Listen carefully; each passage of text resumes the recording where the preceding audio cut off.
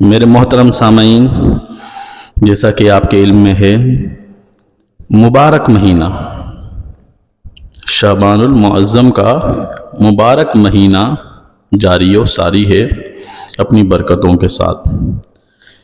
اور یہ جو مبارک مہینہ ہے اس کی اتنی برکتیں ہیں کہ پورے مہینے کی برکت حدیث شریف میں آئی. جیسا کہ پہلے بھی بیان ہوا، حضور علیہ الصلاۃ والسلام رمضان المبارک کے بعد سب سے زیادہ روزے شعبان کے رکھا کرتے تھے. اللہ کے رسول صلی اللہ علیہ وسلم نے فرمایا رمضان کے بعد سب سے افضل مہینہ شعبان کا مہینہ ہے. یعنی رمضان کے بعد سب سے افضل جس کے روزے ہیں وہ رمضان کے مہینے کے روزے ہیں. وہ کیوں ہیں اس کی وجہ بھی بتا دی کہ رمضان کے بعد سب سے افضل روزے شعبان کے روزے اس لیے ہیں کیونکہ رمضان کے روزے شعبان کے روزے رمضان کی تعظیم کی وجہ سے، رمضان کی تعظیم کی وجہ سے شعبان کے روزے بڑھے. حضور علیہ الصلاۃ والسلام شعبان کے مہینے کے بڑے روزے رکھا کرتے تھے. آپ سے پوچھا گیا کہ آپ اتنے روزے کیوں رکھتے ہیں؟ مجموعی شعبان کے مہینے کی بات ہو رہی ہے، اس کی فضیلت و برکت کی بات ہو رہی ہے کہ اللہ کے رسول صلی اللہ علیہ وسلم سے پوچھا گیا آپ شعبان کے مہینے میں اتنے زیادہ روزے کیوں رکھتے ہیں؟ تو اللہ کے رسول صلی اللہ علیہ وسلم نے فرمایا کہ یہ وہ مہینہ ہے جس مہینے میں جو لوگ مرنے والے ہوتے ہیں، یعنی جن کی اجل آنی ہوتی ہے، ان کی اجل کا فیصلہ کیا جاتا ہے. یعنی اس سال کس نے اس دنیا فانی سے رخصت ہونا ہے، اس کی اجل شعبان کے مہینے میں لکھ دی جاتی. تو اللہ کے رسول صلی اللہ علیہ وسلم نے فرمایا کہ میں شعبان کے مہینے میں اس لیے زیادہ روزے رکھتا ہوں کہ جب سب کی اجل لکھی جائے گی، اجل موت کا وقت لکھا جائے گا، تو جس وقت میری اجل لکھی جا رہی ہو، کہ جس وقت میری اجل لکھی جا رہی ہو اس وقت میں اپنے رب کے حضور روزے سے ہوں. یہ اللہ کے رسول صلی اللہ علیہ وسلم کی ایک نیک فعالی تھی کہ میری اجل، یعنی جب میرے اچھا یہاں پر اجل سے مراد کیا ہے؟ یہاں پر ایک ذہن میں سوال آتا ہے کہ اللہ تعالیٰ قرآن پاک میں بھی فرماتا ہے کہ موت کا وقت مقرر ہے، موت کا وقت مقرر ہے، اور اللہ نے فرمایا کہ جس کی اجل کا وقت آ گیا تو تم اس سے لمحہ بھر جو ہے وہ اس کو مؤخر نہیں کر سکتے، اور جس کا وقت نہیں آیا تو تم لمحہ بھر اس کو لا نہیں سکتے. مطلب اجل جو ہے وہ اللہ کا فیصلہ ہے. اب سوال اب یہ حدیث ہے، اب کرنے والے سوال اس پر کرتے ہیں. ہمارے لیے تو اتنا کافی ہے کہ اللہ کے رسول نے جو فرما دیا آمنا صدقنا، بھائی حضرت نبی پاک صلی اللہ علیہ وسلم کی حدیث ہے، صحیح حدیث میں موجود ہے، اللہ کے رسول نے فرما دیا کافی ہے. لیکن پھر بھی اگر سوال آتا ہے تو سوال کا جواب اس میں یہ ہے کہ اللہ کے علم میں جو ہے وہ تقدیر ہے، اور جو کچھ تھا، جو کچھ بخشا جانا تھا، جس کو عذاب دیا جانا تھا، جس کی جو ہے وہ مطلب موت آنی تھی، کب آنی ہے، کہاں آنی ہے، کس جگہ آنی ہے، سب اللہ کے علم میں ہے، وہ تقدیر میں ہے. اس کو ہم تقدیر کہتے ہیں، تقدیر مبرم جو بدلتی نہیں ہے، وہ اللہ کا علم ہے. تو اب یہاں پر جو لکھا جا رہا ہوتا ہے تو اس سے مراد کیا ہے؟ کہ ہر سال لکھا جا رہا ہے؟ تقدیر تو وہ ہے کہ اللہ کا علم ہے، وہ تو اللہ کے علم میں ہے، وہ تو سب کچھ ہو چکا ہے، مطلب اللہ کے علم میں لکھا ہوا ہے. یہ ہر سال جو لکھا جا رہا ہے، یہ ہر سال جو کہا جا رہا ہے یہ بخشش ہو رہی ہے، جہنم میں جو ہے وہ جانے والے جہنم میں جا رہے ہیں، یہ کیا ہے؟ تو اس کے بارے میں جواب یہ ہے کہ دیکھیں اللہ کے علم میں تو ہے، اس نے کب مرنا ہے، اس کی اجل کب آنی ہے، اس کی اجل کب آنی ہے، لیکن اللہ نے ایک نظام بنایا ہے. موت کون دیتا ہے؟ موت کون دیتا ہے؟ اللہ. زندگی کون دیتا ہے؟ اللہ. لیکن اللہ نے ایک نظام بنایا ہے. موت لینے کے لیے بھی کوئی آتا ہے آپ کے پاس، موت لینے کے لیے بھی کوئی آتا ہے آپ کے پاس، وہ کون ہے؟ اسرائیل۔ اسی طریقے سے ماں کے پیٹ میں جب بچہ جنم لیتا ہے، زندگی ہوتی ہے، تو اس کو بھی فرشتہ جو ہے صورت دیتا ہے۔ آپ نے سنا یہ اللہ کا بنایا ہوا نظام ہے۔ تو کس کی کب اجل آنی ہے، کس نے کب مرنا ہے، یہ تو مقرر ہے جو اللہ کے علم میں ہے، وہ چینج ہونے والا نہیں ہے۔ لیکن جو اللہ کے علم میں ہے، اب اس کی اجل جس نے لینی ہے اس کو جو بتانا ہے، اس کا فیصلہ جو ہے وہ اس مہینے ہوتا ہے۔ اس کا یہ معنی بنے گا۔ بات سمجھ میں آ رہی ہے؟ ورنہ پھر حدیث میں اور قرآن میں تطبیق کرنا مشکل ہو جائے گا۔ اسی وجہ سے اس کانسیپٹ کو جو کلیئر نہیں کرتے لوگ اس کا انکار کر دیتے ہیں، وہ حدیث کا انکار کر دیتے ہیں، بولتے ہیں جناب وہ قرآن پاک میں تو اللہ نے فرما دیا، سب مقرر ہے، یہ ہر سال یہ شعبان کے مہینے میں پھر 15ویں رات کو آپ لوگ بیٹھ جاتے ہیں، اس کا مطلب کیا ہے؟ اس کا مطلب ہم آگے سمجھاتے ہیں آپ کو کیا ہے۔ تو میرے دوستوں، میرے بزرگوں، جو شعبان المعظم کا مبارک مہینہ ہے، بڑی برکت والا مہینہ ہے۔ اولاً تو ابھی ہم اس پر بات نہیں کر رہے، آگے بات کریں گے کہ وہ 15ویں شب نصف شعبان جسے کہا جاتا ہے اس کی کیا برکات ہیں۔ ابھی ہم کر رہے ہیں شعبان کے مہینے پر بات، جو حدیث سے ثابت ہیں۔ اللہ کے رسول صلی اللہ علیہ وسلم شعبان کے مہینے کا بڑا اہتمام فرماتے تھے، عبادت کرتے تھے، اور فرما دیا کہ یہ کس لیے؟ یہ تعظیم رمضان کے لیے، یوں سمجھے استقبال رمضان ہو رہا ہے، تو شعبان کے اندر خوب عبادتیں ہو رہی ہیں۔ تو اللہ کے رسول صلی اللہ علیہ وسلم کی سنت مبارکہ یہ ہے کہ شعبان کے پورے مہینہ، حضور علیہ السلام تو پورے مہینے کے روزے رکھتے تھے نا، تو حضور علیہ السلام کی سنت کے مطابق پورے مہینے کا اہتمام ہے شعبان کے مہینے کے اندر۔ کیوں؟ فرمایا حدیث کے اندر یہ رمضان کے تعظیم کے لیے ہیں، رمضان کی عزت و توقیر کی وجہ سے شعبان کے مہینے کے روزے رکھے جاتے ہیں حدیث شریف کے مطابق۔ تو مجموعی طور پر شعبان کے مہینے کی فضیلت ثابت ہو گئی۔ اتنا کافی نہیں ہے کہ سب سے عظیم مہینہ، سب سے بابرکت مہینہ جس کی فضیلت نص قرآن سے، خود قرآن میں ثابت ہے نا رمضان کی، شہر رمضان الذی انزل فیہ القرآن، مہینے کا نام باقاعدہ مینشن ہے۔ اسی طریقے سے کتب علیکم الصیام، وہاں پر جو رمضان کا باقاعدہ اہتمام کیا گیا اور اس کی فضیلت کو باقاعدہ قرآن پاک میں مینشن کیا گیا، تو رمضان کے مہینے کی جو فضیلت ہے، جو برکت ہے، وہ اظہر من الشمس ہے، اس پہ کوئی دو راہ، کوئی دوسری بات نہیں ہے۔ لیکن حدیث شریف میں یہ آیا کہ رمضان کے مہینے کے بعد سب سے افضل جس کے روزے ہیں وہ کون سا مہینہ ہے؟ وہ شعبان کا مہینے کا۔ تو مجموعی طور پر شعبان کے مہینے کی فضیلت و برکت اور سنت سے، خود رسول اللہ صلی اللہ علیہ وسلم کے عمل سے یہ برکت جو ہے وہ ثابت ہو گئی۔ اب شعبان کے مہینے میں ایک رات ایسی ہے جس میں اللہ تبارک تعالیٰ بخشش فرماتا ہے۔ ویسے تو اللہ تعالیٰ ہر رات اپنی شایان شان آسمان دنیا میں جلوہ گر ہوتا ہے، اپنی شایان شان اللہ تعالیٰ آتا جاتا، اترنے، اوپر چڑھنے، ان تمام چیزوں سے پاک ہے۔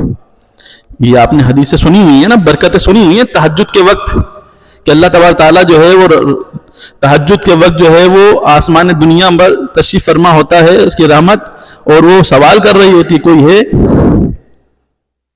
جو مجھ سے کچھ مانگے۔ یہ تو عام دنوں کی بات ہے۔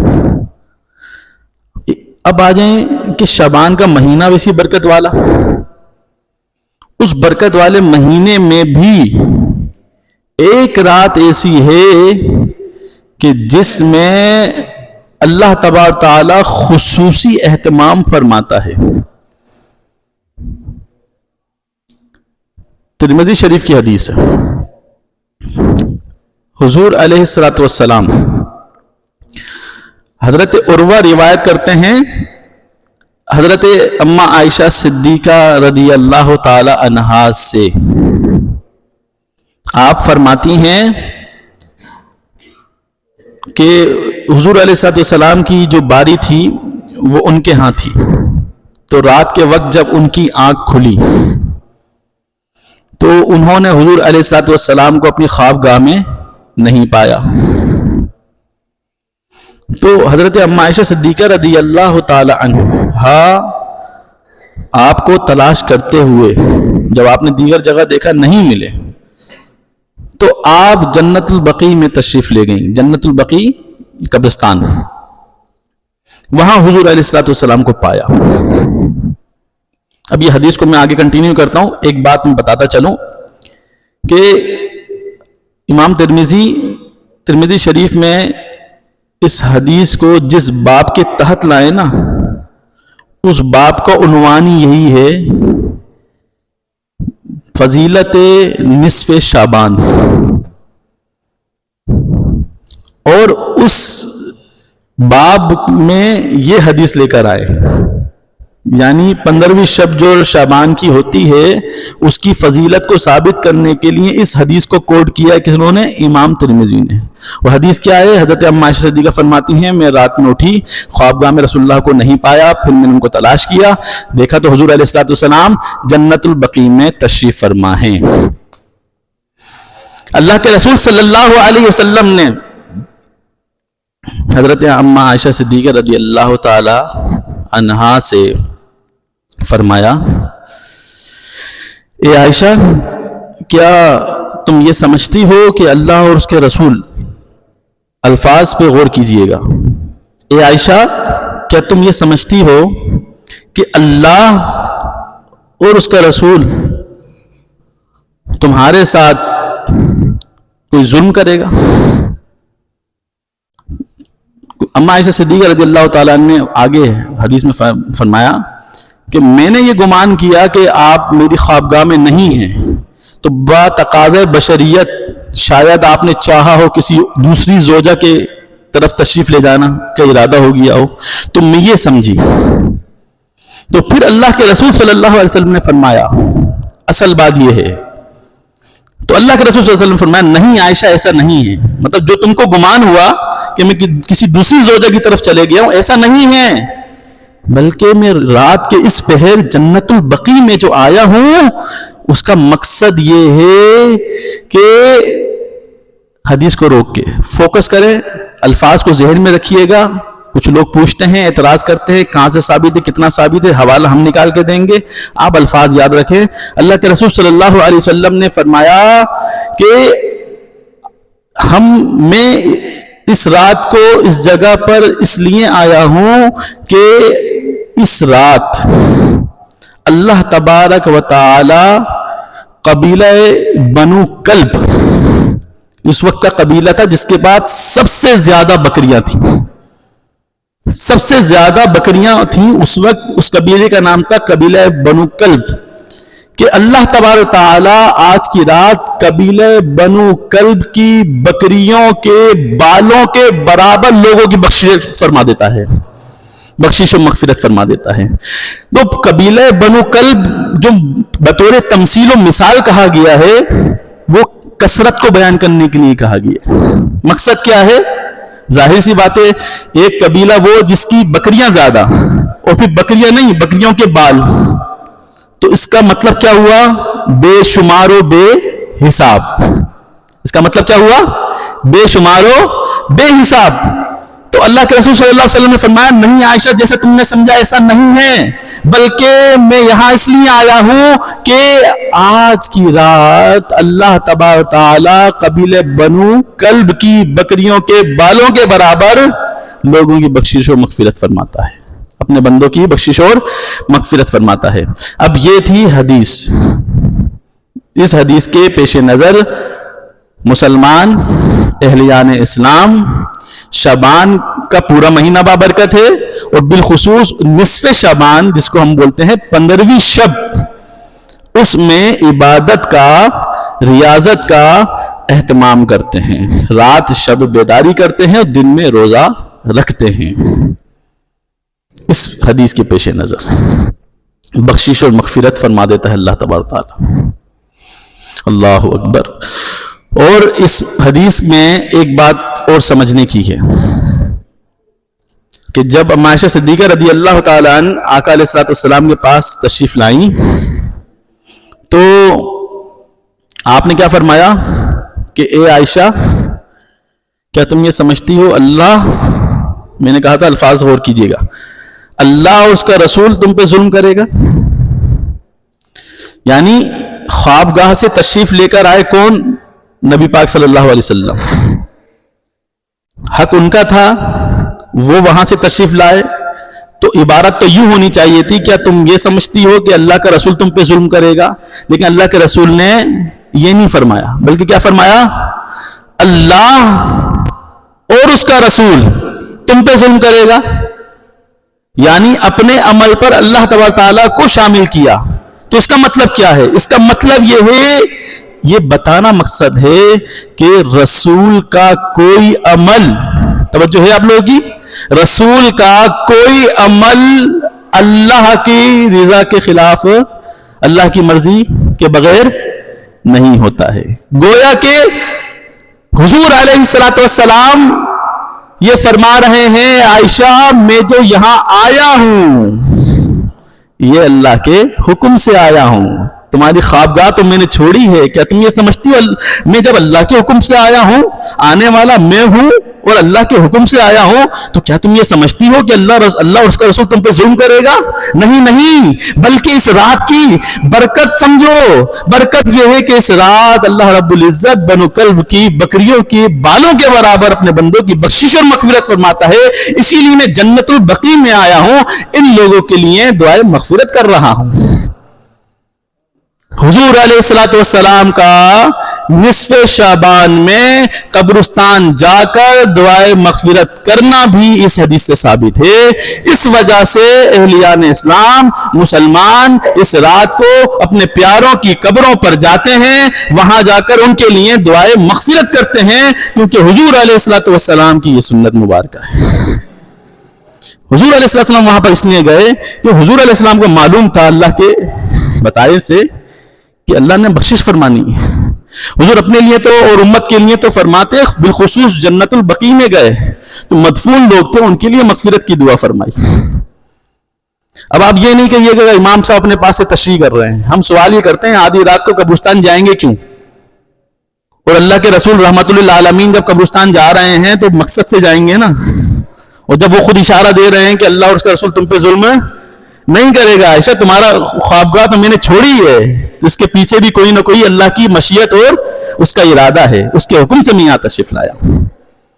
تو اس حدیث مبارکہ سے یہ بات ثابت ہوئی کہ نصف شعبان 15ویں شب اللہ تبارک تعالی اپنی شیان شان آسمان دنیا میں جلوہ گر ہوتا ہے، بخشش و مغفرت فرماتا ہے۔ ایک حدیث شریف میں آتا ہے کہ جب اللہ تبارک تعالیٰ اس رات کو آسمان دنیا میں تشریف لاتے ہیں اپنی شیان شان، اور غروب آفتاب سے لے کر صبح تک، طلوع آفتاب تک اللہ تبارک تعالیٰ اپنی رحمت کے دروازے کھول دیتا ہے،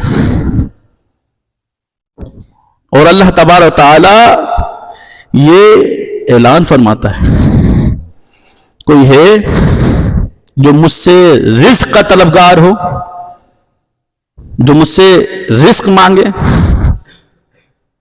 کوئی ہے جو مجھ سے معافی کا طلبگار ہو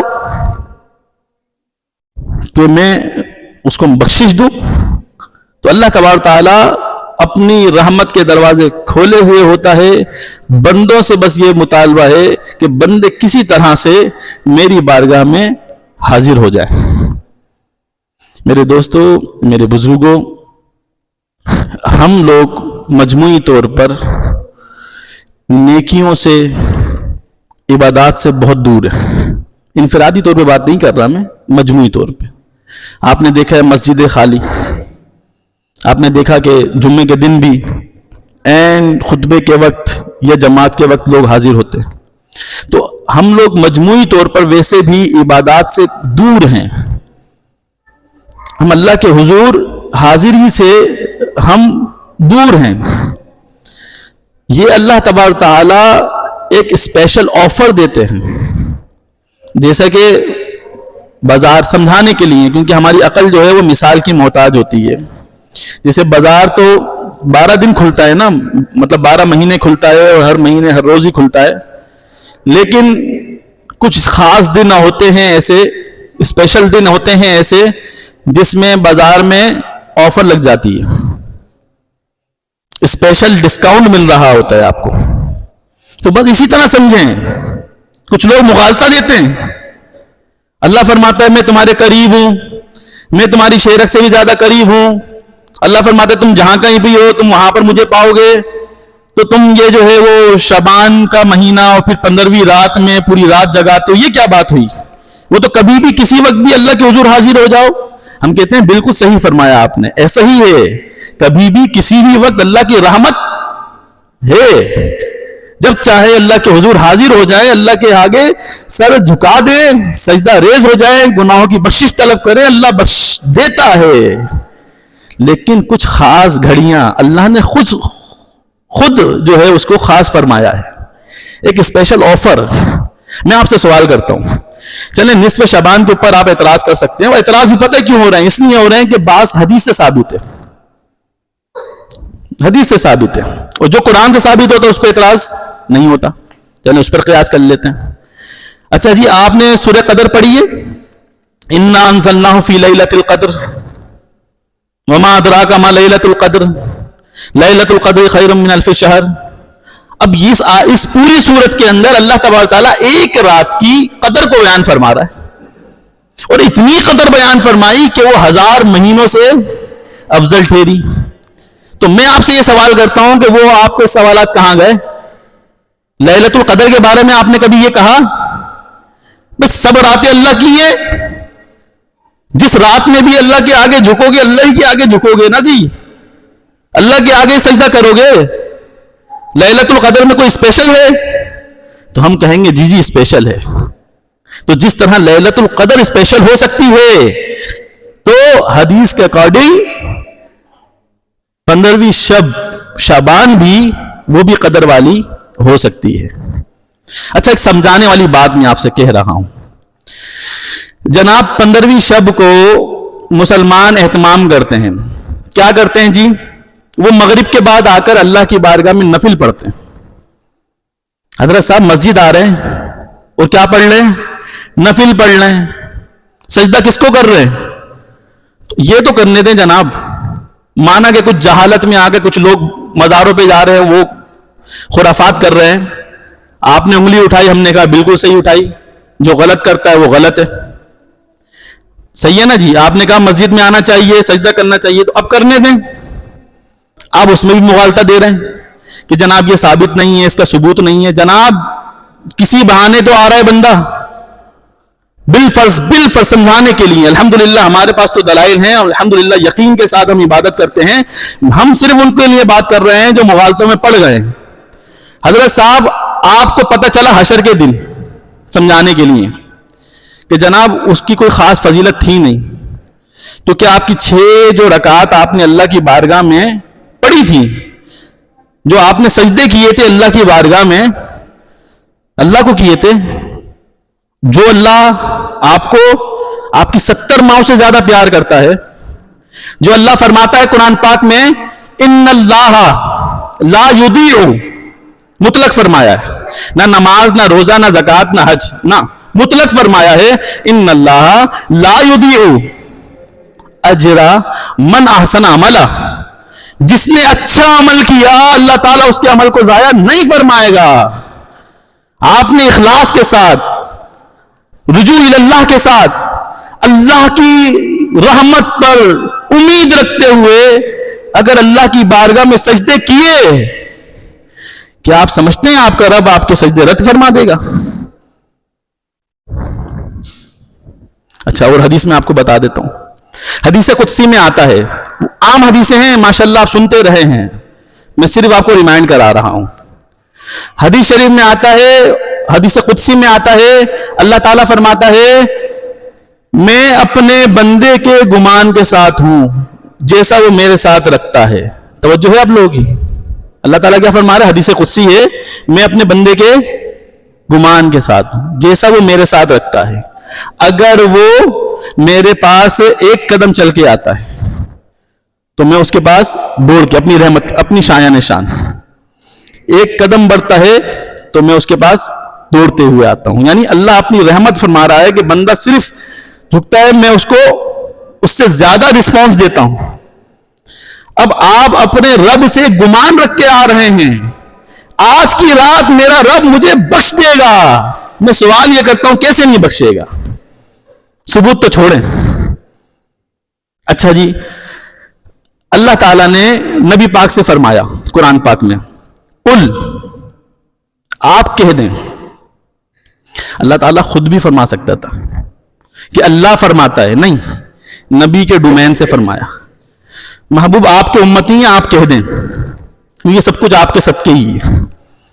قل لعبادی الذین اسرفوا علی انفسہم, اے محبوب آپ میرے ان بندوں سے کہہ دیں. اس پہ غور کیجئے کہ اللہ فرما رہا ہے عبادی, میرے بندوں سے کہہ دیں. اچھا وہ میرے بندے کون سے ہیں؟ اللہ تعالیٰ آگے بھی فرما رہا ہے اسرفوا علی انفسہم.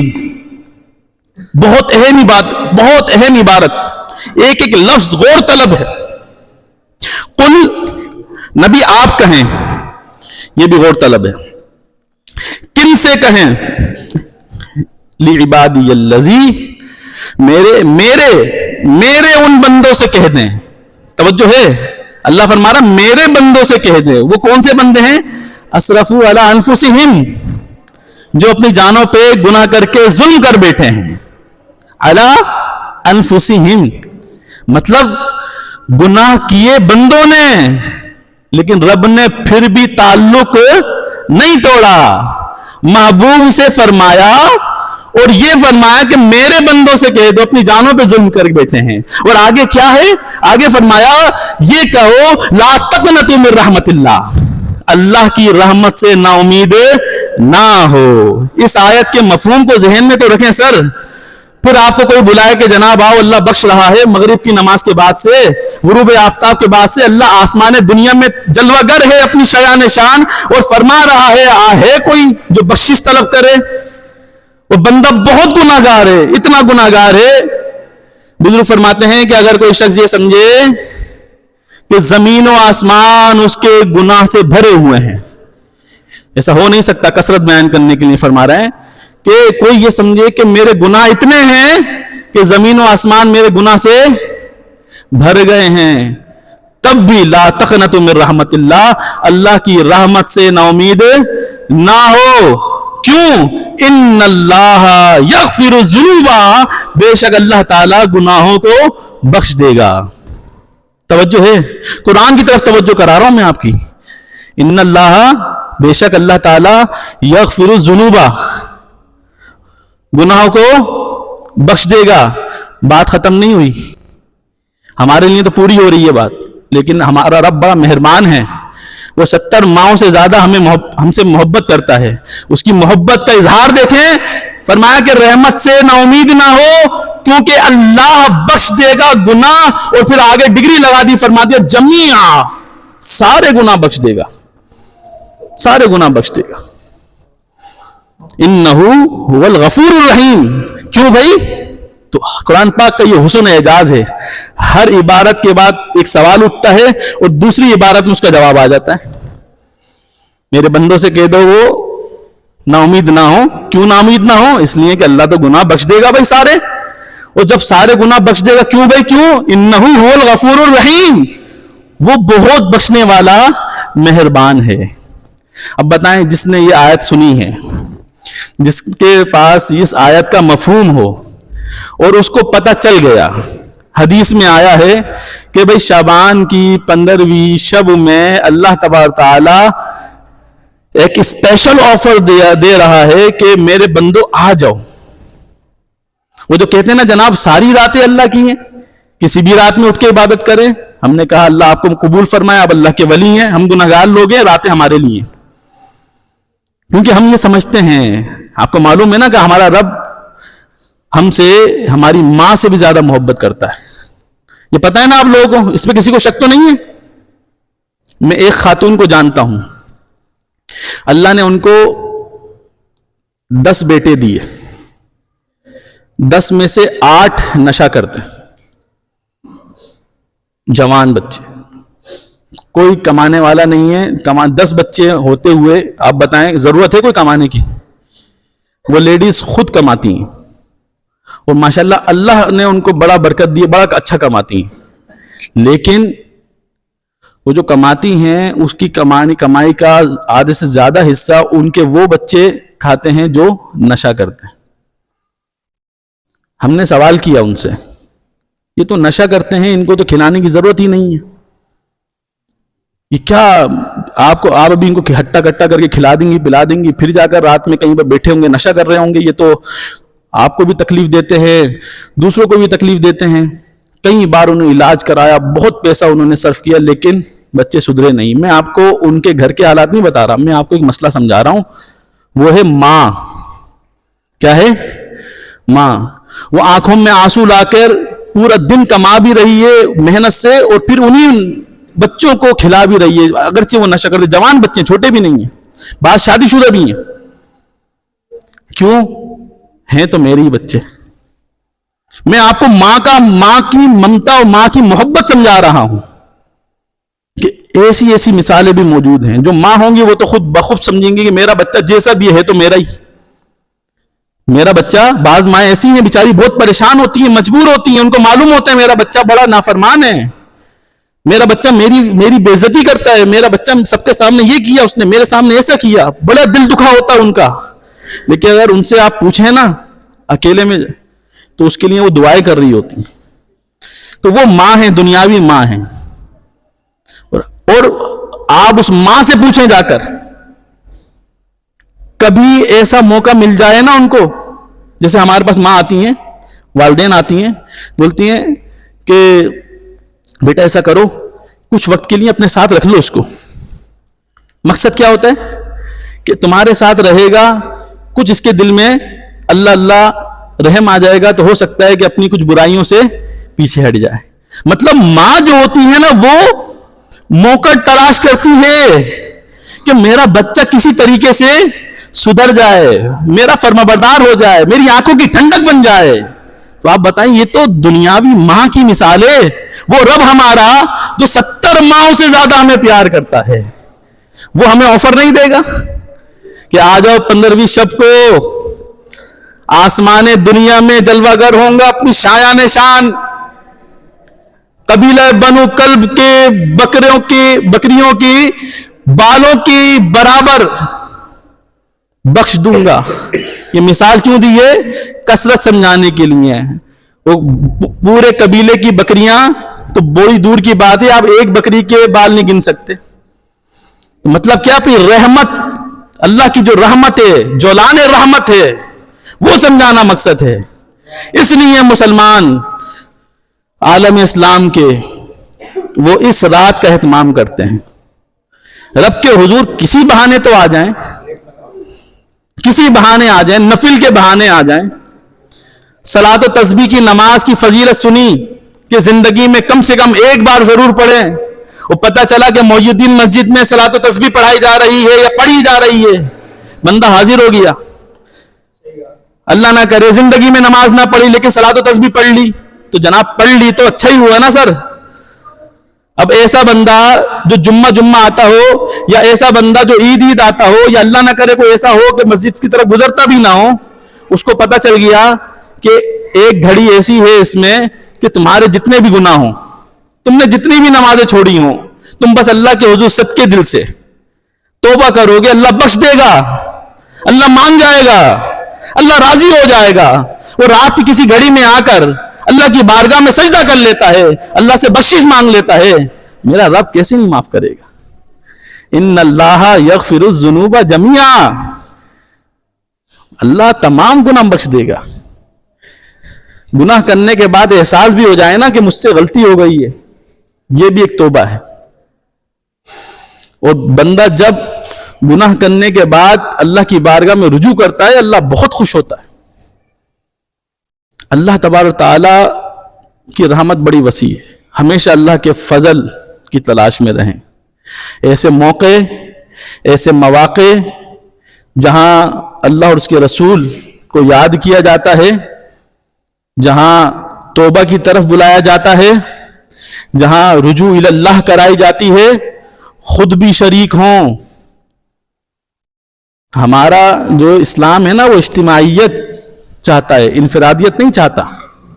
انفرادیت تو رہبانیت تھی، ایک چرچ میں بیٹھ کر پوری زندگی گزار دی، شادی بھی نہیں کی، اس کو بولتے ہیں رہبانیت. اسلام میں یہ حرام ہے. اسلام اجتماعیت پسند ہے. نماز بھی جمع ہو کے پڑھیں، اللہ کا ذکر فکر کریں وہ بھی جمع ہو کر کریں. رحمت کے فرشتے تلاش کرتے ہیں جو ہلکا بنا کے اللہ کو یاد کرتے ہیں. اور حدیث کے مطابق جب وہ اللہ کو یاد کر رہے ہوتے ہیں نا تو اللہ کی رحمت کے فرشتے نیچے اتر رہے ہوتے ہیں رحمت لے کر. تو اللہ تبارک تعالیٰ فخر فرماتا ہے، کیونکہ جب اللہ تبارک تعالیٰ نے اظہار فرمایا تھا آپ کو ہمیں اس دنیا میں بھیجنے کا، کن کے سامنے فرمایا تھا؟ وَإِذْ قُلْنَا لِلْمَلَائِكَةِ، اور جب ہم نے کہا فرشتوں سے انی جاعل فی الارض خلیفہ، اللہ نے فرمایا نا کہ جب میں بنانے والا ہوں زمین میں خلیفہ، تو فرشتوں نے کیا کہا تھا؟ یا اللہ زمین میں قتل و غارت کریں گے، خون بہائیں گے، اس کو بنا رہے ہیں. تو اللہ نے فرمایا جو میں جانتا ہوں وہ تم نہیں جانتے. تو جب بندے اللہ کا ذکر و فکر کر رہے ہوتے ہیں، اللہ کو یاد کر رہے ہوتے ہیں، اللہ کی یاد میں گم ہوتے ہیں، تو اللہ تبارک تعالیٰ انہی فرشتوں سے مخاطب ہو کہتا ہے دیکھو جی تم کہتے تھے کہ یہ قتل و غارت کریں گے، ان میں ایسے لوگ بھی ہیں، ان کو میں نے اختیار دیا ہے. تم نے اگر عبادت کی، تم نے اگر استغفار کیا تو کوئی کمال نہیں، کیونکہ تم کو پیدا ہی عبادت کے لیے کیا ہے. لیکن یہ بندہ بشر جو ہے جس کو میں نے قوت و اختیار دیا ہے، وہ چاہتا ہے، اس کے پاس اختیار بھی ہے، وہ میرا نافرمان بھی بن سکتا ہے، میرا فرمانبردار بھی بن سکتا ہے. اس نے اپنے اختیار سے میری فرمانبرداری اختیار کی، مجھے یاد کر رہا ہے. دیکھو جی جو میں جانتا ہوں وہ تم نہیں جانتے. تو جو اللہ کو یاد کر رہے ہوتے ہیں اللہ تعالیٰ نے فخر بنا. اللہ تعالیٰ ہمیں ان خوش نصیب لوگوں میں شامل فرمائے جو اللہ کو یاد کرنے والے ہوں. تو مسجد جو ہے وہ اللہ کا گھر ہے، یہاں اللہ کو یاد کیا جاتا ہے، عبادت کی جاتی ہے، ذکر فکر کیا جاتا ہے. جب بھی مسجد میں بلائیں نا تو آ جائیں. بزرگ سے پوچھا گیا ہمیں کیسے پتہ چلے گا اللہ ہم سے کیسے راضی ہے؟ تو کہا گیا کہ جب آپ کا مسجد میں دل لگے نا اور رہنے کا دل کرے تو سمجھ لینا اللہ راضی ہے، کیونکہ وہ اپنے گھر میں آپ کو بیٹھنے کی توفیق دے رہا ہے. اور اس کے برعکس کبھی مسجد سے گزر جائیں اور نظر پڑے تو آپ کو نمازی نظر آئیں اور آپ گزر جائیں تو ایک بار سوچئے گا ضرور کہ ہم سے کیا گناہ ہو گیا کہ اللہ نے جو نا ہمیں اپنے گھر کی حاضری بھی نہیں دی.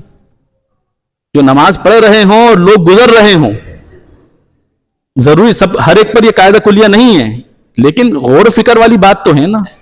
غور فکر ضرور کہ آج ہم سے کیا، بلکہ کبھی نہیں، بلکہ کبھی ایسا ہو جائے نماز رہ جائے تو یہ نہیں افسوس کریں کہ نماز ہو گئی، نماز رہ گئی تو گناہ ملے گا تو جہنم میں جائیں گے. یہ خوف اپنی جگہ، لیکن ہمیں احساس یہ ہونا چاہیے کہ ہم سے کیا ہو گیا کہ اللہ نے ہمیں قبول نہیں کیا.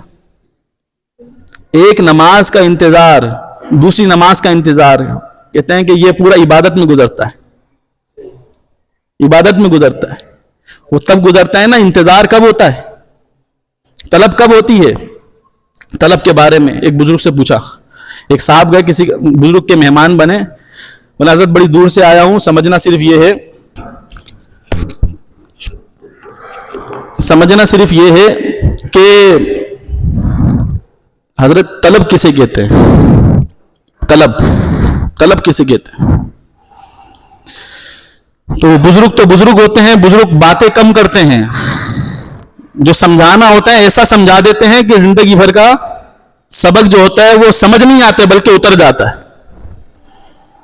بزرگ نے اپنے خادم سے کہا ان کو کھانا پیش کرو، تو کھانے میں ان کو مچھلی کھلا دو، مسالہ تھوڑا تیز کر دینا، اور جب یہ سو جائیں تو باہر دروازہ بند کر دینا، نکلنے کی جگہ نہ ملے، مطلب لاک کر دینا.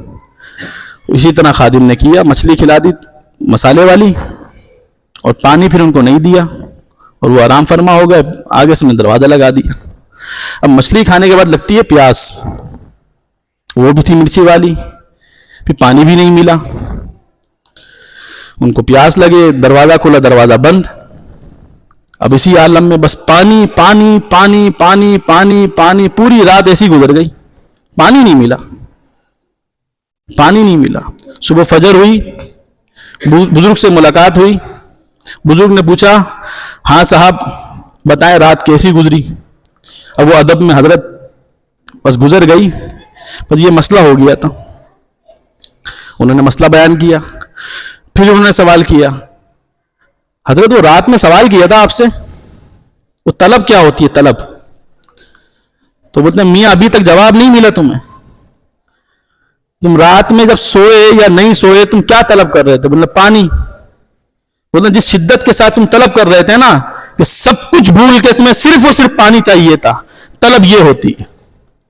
تم اگر واقعی اللہ کے طالب ہو اور اللہ کی معرفت کے طالب ہو تو تمہیں اس طرح کا طلبگار بننا ہوگا کہ ہر طرح سے ہر ہمہ جہت ہو کر آپ کو صرف اور صرف اس کی طلب ہو.